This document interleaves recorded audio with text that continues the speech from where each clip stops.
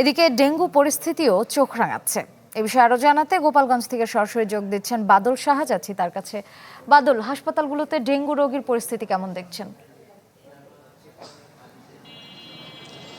শ্রেয়া, গোপালগঞ্জে কিন্তু প্রতিদিনই কিন্তু নতুন নতুন ডেঙ্গু রোগে আক্রান্ত কিন্তু যারা রোগী তারা কিন্তু ভর্তি হচ্ছে। বিশেষ করে গোপালগঞ্জ মেডিকেল কলেজ হাসপাতাল এবং গোপালগঞ্জ 250 শয্যা বিশিষ্ট জেনারেল হাসপাতালগুলোতে কিন্তু এই ডেঙ্গু রোগে আক্রান্তের রোগীর সংখ্যা কিন্তু বেশি।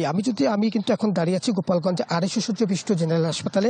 এখানে কিন্তু আপনার 20 শয্যার কিন্তু একটি ডেঙ্গু ইউনিট খোলা হয়েছে এবং এখানে কিন্তু রোগীরা কিন্তু ভর্তি হয়েছেন। আমি যদি একটু পরিসংখ্যান বলি যে গত 24 ঘন্টায় কিন্তু 6 জন ডেঙ্গু রোগী কিন্তু ভর্তি হয়েছেন এবং এখন পর্যন্ত কিন্তু এই জেলায় মোট 414 জন ডেঙ্গু রোগী কিন্তু ভর্তি হয়ে চিকিৎসা নিয়েছেন এবং গত 24 ঘন্টায় ছাড় পেয়েছেন 7 জন এবং এখন পর্যন্ত মোট ছাড় পেয়েছেন 396 জন। আর গোপালগঞ্জ মেডিকেল কলেজ এবং গোপালগঞ্জ 250 শয্যা বিশিষ্ট জেনারেল হাসপাতালে সহ যে উপজেলা স্বাস্থ্য কমপ্লেক্সগুলো রয়েছে সেখানে কিন্তু মোট 18 জন রোগী ভর্তি রয়েছে।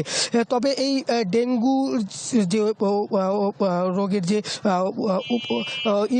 ডেঙ্গু রোগীর সংখ্যা কমাতে বা ডেঙ্গু রোগে যাতে কেউ আক্রান্ত না হয় সে বিষয়ে কিন্তু পরামর্শ দিতে বা সচেতন করতে কিন্তু স্বাস্থ্য বিভাগ বিভিন্ন কার্যক্রম চালাচ্ছেন। বিশেষ করে গোপালগঞ্জ যে তথ্য অফিস রয়েছে তথ্য অফিসের সহযোগিতায় কিন্তু জেলা স্বাস্থ্য বিভাগ কিন্তু বিভিন্ন জায়গায় কিন্তু প্রচার প্রচারণা চালাচ্ছেন, যাতে যেহেতু এখন কিন্তু আপনার যে বর্ষা মৌসুম, এই বর্ষা মৌসুমে কিন্তু প্রচুর বৃষ্টিপাত হয়ে থাকে, ফলে কিন্তু বিভিন্ন স্থানে কিন্তু পানি জমে থাকে এবং এই পানি জমে থাকার কারণে কিন্তু যে ডেঙ্গু মশা সেটি কিন্তু বেড়ে যায়। ফলে স্বাস্থ্য বিভাগ বা চিকিৎসকরা বলছেন যে যাতে এসব পানি নিষ্কাশন করা হয় এবং যাতে যারা ডেঙ্গুতে আক্রান্ত হয়েছেন তাদের কিন্তু বিশেষ যত্ন নেওয়া হয় এবং মশারি টাঙিয়ে যাতে ঘুমানো, সেই বিষয়ে কিন্তু তারা পরামর্শ দিচ্ছেন।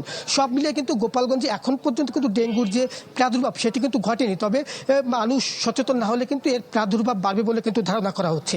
এই ছিল আমার কাছে গোপালগঞ্জের ডেঙ্গু পরিস্থিতির সবশেষ খবর। শ্রেয়া, ধন্যবাদ বাদল।